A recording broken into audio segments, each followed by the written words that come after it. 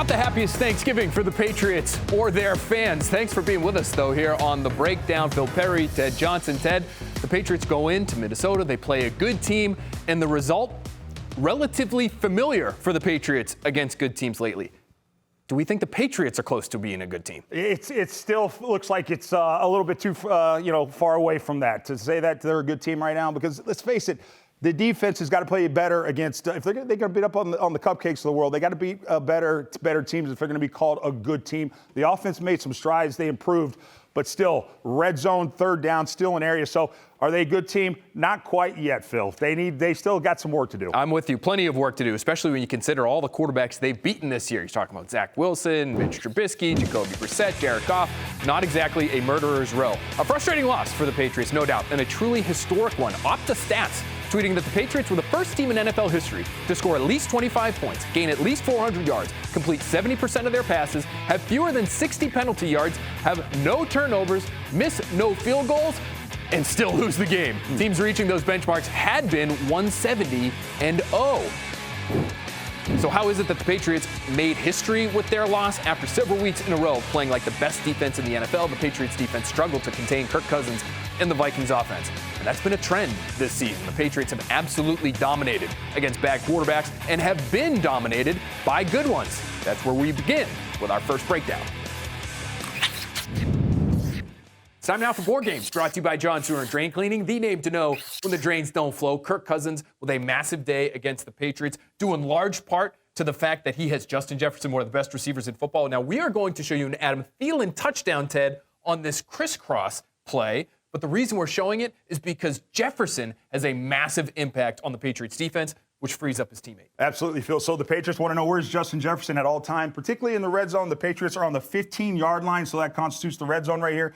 They want to put coverage to him, two guys if they can. They try to, but the Vikings do a great job of scheming this up to get a guy free. So initially, here's Justin Jefferson on this side. He motions from 3-by-1 to make it 2-by-2. Jack Jones is covering him initially, okay? So he's got him in man-to-man coverage. Of course, he goes over with him once he motions over because he's got him man-to-man, right? So let's go with him. That triggers Jabril Peppers to come down in the box to cover this tight end right here. Devin McCourty's in the middle of the field. The Patriots are playing cover one.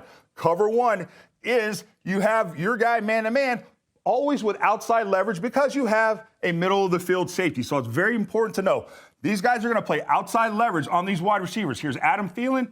Here is Jalen Mills. Jalen Mills, thank you, covering Adam Thielen. He's going to cover with outside leverage. Jack Jones is covering Justin Jefferson with outside leverage because they have middle-of-the-field safety. So it goes from 3-by-1 to 2-by-2. At the snap of the ball, Justin Jefferson does this deep kind of over route right here, and he goes and he takes Jack Jones with him because that's who he's got in coverage. Here's the deal. On this side, you have Adam Thielen doing the same thing, kind of more of a shallow over with now Jalen Mills. Jalen Mills, thank you, covering him. He's in trail today, covering him right here. What happens is it's a read for the quarterback. The quarterback's going to say, if Devin McCourty jumps this guy right here, Justin Jefferson, and then the other guy is going to be open on this side, and that's exactly what happened. They wanted to double team Justin Jefferson, and Adam Thielen from the other side got open, and that is where the problem lies. What the Patriots needed to do is once Justin Jefferson does the deep over, pass it to Devin McCourty, and Jack Jones, who now had coverage on Jefferson, double teaming, he sloughs off, replaces Devin McCourty as the single high safety, and now you can have this route covered. But Jack Jones, once he pushes him over, he does not sink back to help on this deep crosser to Adam Thielen. There's a ton of space out here for the quarterback to hit with Jalen Mills, baby! He really needed help from Jack Jones on the other side. Once he passed off his coverage to Devin McCourty, he doesn't sink back and help, and so it's a big play. All kinds of issues. That's what a true number one receiver can pose to your defense. Patriots are going to be facing true number ones during the rest of their schedule here. Here's Devin McCourty talking about the challenge ahead. Yeah, obviously we didn't do a good job of that at all. So we got another guy that's pretty good next week. So, we gotta look at what we can do to better handle a guy like that, between Diggs and Gabe Davis next week, it'll be a very similar challenge to what we got tonight with Jefferson. So we play like that against number one guys. It's gonna be a long year.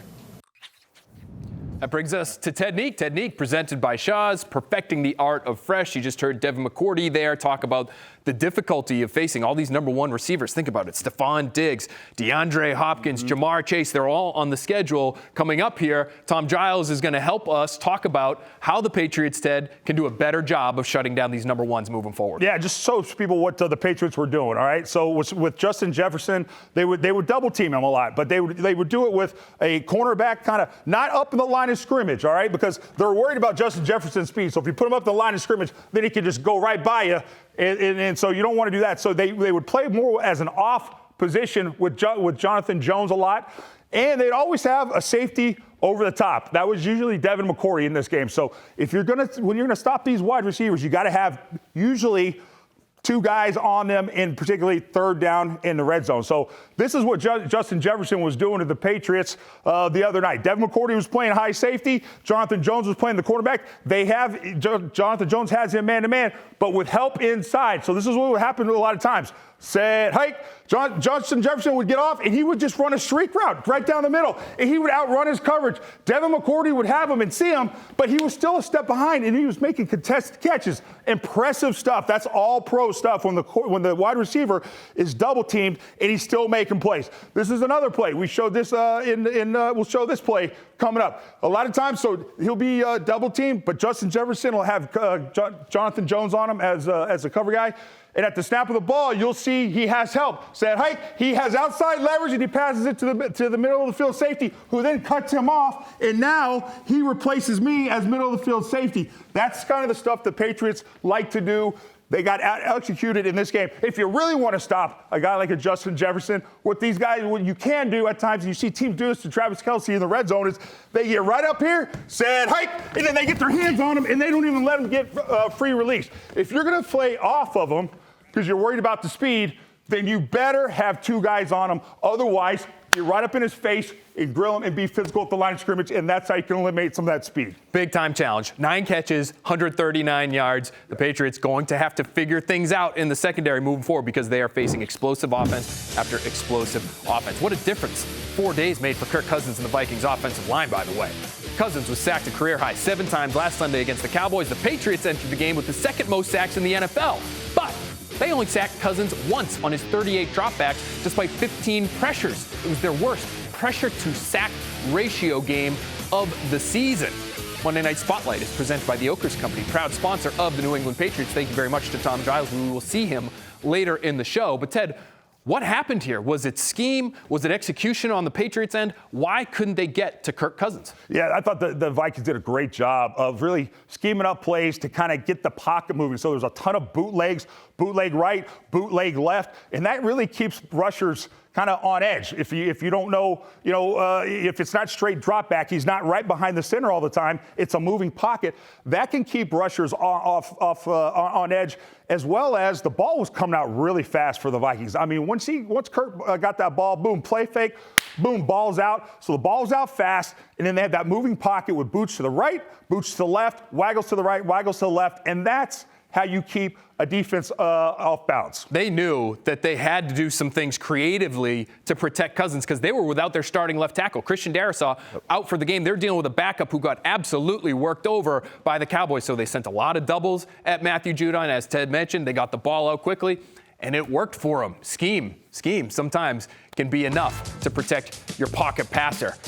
Coming up next at 6:30, tune in for our Bella Early Edition with Trenni. Tommy Giles will be there with Trenni Casey, and they'll be taking a deep dive into the biggest sports stories of the day. Plenty of Patriots conversation there. Up next, the Patriots offense shows some signs of life. What Mac Jones and the Patriots did right against Minnesota, and some room for improvement as well when the breakdown returns.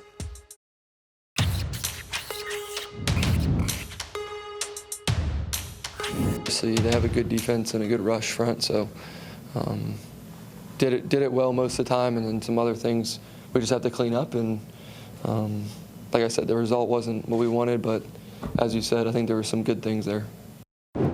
Welcome back to the breakdown. Ted, you saw some good things from the Patriots offense, but how encouraged were you, if at all, by this Patriots offensive performance? Maybe Mac Jones' best game in about a calendar year. Yeah. But is it worth it to be encouraged by what we saw? I wouldn't waste your time being too encouraged. I mean, just there's things to look at. I'm sorry, folks, because you look at the red zone. They were 0 for 3 in the red zone. They were less than 30% on third down. Those are two key situations that they got to be much, much better at. Are you kidding?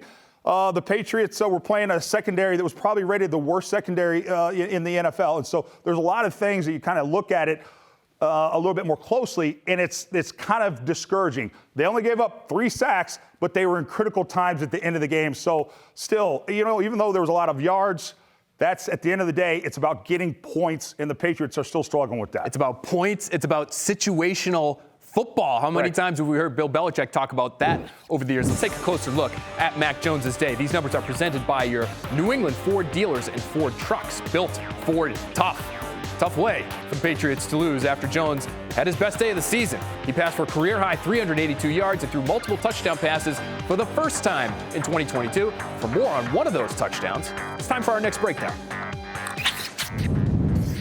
Back out here for Board Games, brought to you by John Sewer and Drain Cleaning, the name to know when the drains don't flow. Part of the reason Mac Jones had the day he did, Ted, rediscovered his connection with Hunter Henry. 3 catches for 63 yards, none bigger than this one right here. You have cover 2 beater written at the top of the board, ends up going for a score. Break it down for us, Ted. Yeah, so this is the Patriots in the high red zone area, 37-yard line going in. This is a nice, really nice executed play here. The Vikings like to play a lot of cover 2, so 2 safeties deep, and there's certain plays that you like to run against cover 2. The weakness in cover 2, Phil, do you know what part of the field is the weakness? Middle of the field. Middle of the field is You where, taught me that. exactly right. So you want to attack the middle of the field versus cover 2. So the Patriots start out in a 3-by-1 set. They motion over Nelson Aguilar to go 2-by-2. And at the snap of the ball, Hunter Henry gets a free release right off the line of scrimmage. They don't jam him, do anything, reroute him at all. And the read is basically for Mac Jones is on this linebacker, okay? This linebacker, he's going to be reading him what he does, and that will tell him whether or not to throw it down the seam or not. What the Patriots do is they do a certain protection where they pull the backside guard. They pull this backside guard right here, Cole Strange. They play fake here to the running back. He's like in a set, like he's going to do a draw, and he comes through. They play fake, and then he comes around like a half boot. Well, that guard pulls around for protection, and what that does is these linebackers are taught to read the guards. And this guard, when he pulls around like this to this linebacker with this action and the back stepping out and then coming up, it looks to him like it's going to be a trap play. And so he's got to come fill that. So he takes 3 or 4 steps up thinking it's a trap play with this guard pulling around when it's really a play fake. And then that's when Hunter Henry gets right by him.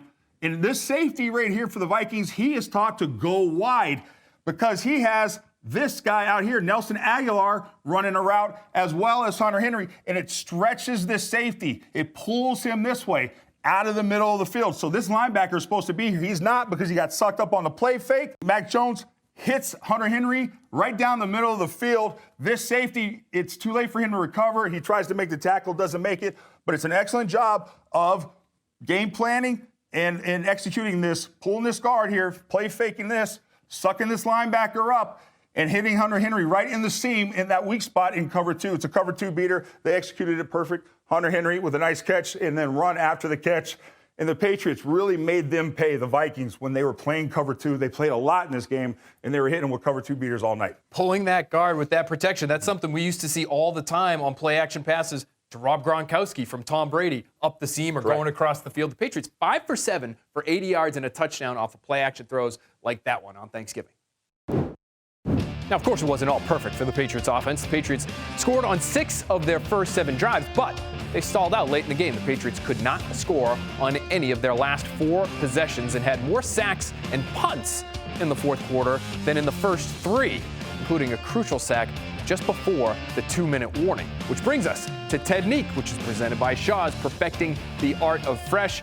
Ted, we're going to talk a little bit about that last play, that sack, and Trent Brown was the man on the scene. I want you to be Trent Brown. We're going to switch sides here so the people can see what it looks like for a big old left tackle to get into his pass set and make a curious decision as he is setting in one of the most important spots of this game. Yeah, so ultimately, Trent Brown playing left tackle, he's going to have a staggered stance like this so he can get back and protect. However, so on this play, and this is obviously a critical play here, Trent Brown, he is really what you want him to do, because it's a deeper set. It's a 7-step drop. You really want him to drop back and then pick up the rusher as he comes. But instead, Trent Brown, just take one step, Phil. At the snap of the ball step, he's late getting out of his stance. And this rusher is already beyond the line of scrimmage before he starts his kick step. And by the time he realizes, you know what, he's going to get around me if I keep doing my kick step, he turns and he tries to cut him. And as he cuts him, the defender pushes him down and then recovers and goes and makes the tackle. So Trent Brown, ideally, he wants to, at the snap of the ball, say, hey, get back, and be in position to absorb that hit so that Mac has protection. That didn't happen. He went for the cut because he was late getting out there. So let's switch it. So that's what happened on that play from the standpoint of Trent Brown's protection. Yeah, and it looks like, that's the kind of play, that kind of cut block is what you're doing in quick game. Correct. Or you see it on a screen out wide. You're trying to get that defender's hands down, not necessarily in the type of drop that you're talking about. So we're going to need the football now from our guy, Danny. I'm going to try to make a catch here. Look at the hands. Nice. Still got it. Nice. Still got it. And we're going to talk about that part of the play where Mac Jones is the center of attention, because it did look like, even though you end up with basically what results in having a free rusher there off his left side, I know you think there was maybe an opportunity for him to still make a throw. There was, Phil. And so what Mac Jones has got to do, okay, so he gets sacked, okay, but he could have gotten the ball out quicker. And what happened is on the left side of this play that we're talking about, Devontae Parker runs a deep in route. So it's a dig route, okay? It's a 10-yard in route. And so at the snap of the ball, Devontae Parker, he goes, and what the quarterback and the receiver are taught to do is anticipate throws, throw to a spot, and throw to the guy before he makes his break. It's all about timing. So at the snap of the ball, you'll see this on the film. At the snap of the ball, Devontae Parker's going down. He gets down to 10 yards, and he breaks, and the ball isn't out yet. And then that's when he gets sacked. Really, what the Patriots are trying to do, what Mac Jones is trying to do, Devontae Parker, is time it up so that as Devontae Parker is running, he breaks. The ball's out before he even turns his shoulders and breaks out. So he's trying to, boom, he breaks, ball's right there. And that's an easy catch. So you got to anticipate, throw to a spot. Quarterback can't hold the ball like he's doing. And Trent Brown's got to block better on that. So it's a lot of things all in once that's going on with a lot of the stuff on the Patriots offense. Just little details here and there that it feels like the Patriots are missing on that side of the ball. Even though they have a better day than they had really in about a month, there's still plenty of room for improvement on that side of the ball. Tuesday, 6 o'clock, catch another edition of Quick Slants. Tommy Kern will be joined by the great Kay Adams. It's presented by your local New England Honda dealers. Still to come. Patriots special teams, not so special. Thursday night, we have a lot more to break down. Coming up right after this. It's time for my report card. My report card is presented by the Massachusetts School of Law. An overall pretty good effort from the Patriots offense results in a bunch of B's. Okay, no problem. A mixed bag after a ho-hum performance by the defense, though. And how about this? Something you don't see every day. A Bill Belichick coach team getting an F for special teams.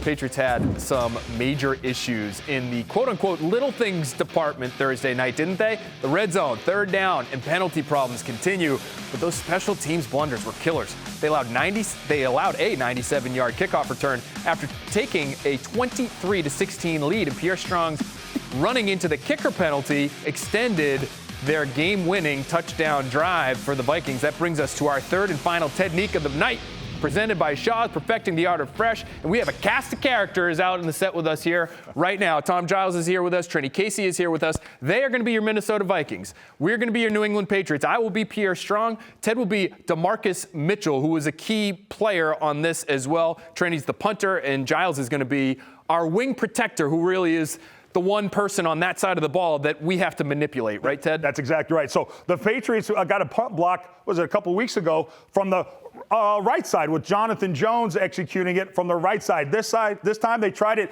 It was a right-footed kicker. They were on the left hash, so you can do it. It's a shorter distance. But instead of having Jonathan Jones rush, they had Pierre Strong, which is a rookie, which I question that decision. But nonetheless, let's go through what happened on this play. Okay, so the Patriots are lined up, and DeMarcus Mitchell, number 97, he's the widest guy not named Pierre Strong, who's out there on the gunner, okay? Pierre Strong, he starts sneaking in slowly. But what DeMarcus Mitchell is supposed to do is to go hard inside. He doesn't. When he does this play, this is what happens. Set hike. He starts kind of jumping like this, and he doesn't go in hard, and then he kind of goes in a little bit late, and there's not enough space here for Pierre Strong to get through there, okay, and make a clean block. Instead of hitting it fast, he kind of takes his time. This is what should have happened. At the snap of the ball, Pierre Strong's got to go, say, hey, 1, 2, boom, and then bring him under, and that shortens that edge down. It gives more space for Pierre Strong to go make a play. That didn't happen. Pierre Strong ran into the punter, and you saw that was a huge penalty. It kind of changed the whole outlook of that game. So you can question the execution of it. You're right, that John Jones play, it was so obvious. He had so much space to take the right angle to the punter there, whereas Strong, not so much, maybe because of the traffic. He ends up taking a different angle, ends up colliding with the punter. You get that massive penalty, a little detail that was off right there for the New England Patriots. Now, do you question the decision at all when it comes to that, Ted? Because I do. I look at that decision and say, why not just take the ball and kick the try ball, to score? let your defense do its thing. They did not do that, and it's one of those second guesses. It's easy for us to say that they probably regret. Plenty of those on the breakdown every week, aren't there? Trenni, Giles, thanks so much. Ted, great job as always. We will see you right back here on Monday.